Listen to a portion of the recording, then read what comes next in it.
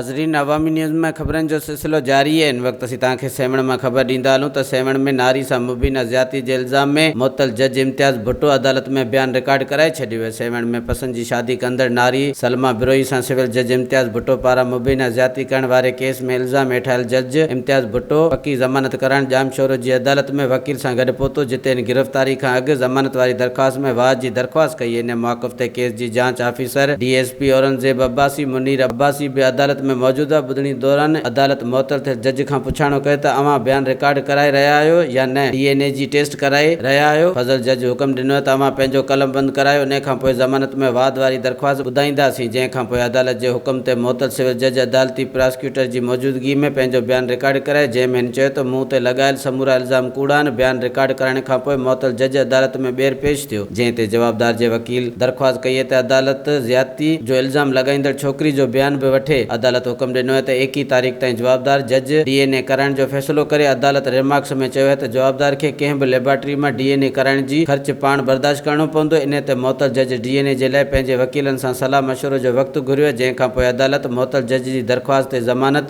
में 21 फरवरी ताईं वाद करे छॾी आहे। वधीक ख़बरनि ऐं तफ़सील जे लाइ विज़िट कयो असांजी वेबसाइट awamiNewsHD.com ऐं ॾिसंदा रहो अवामी न्यूज़ HD।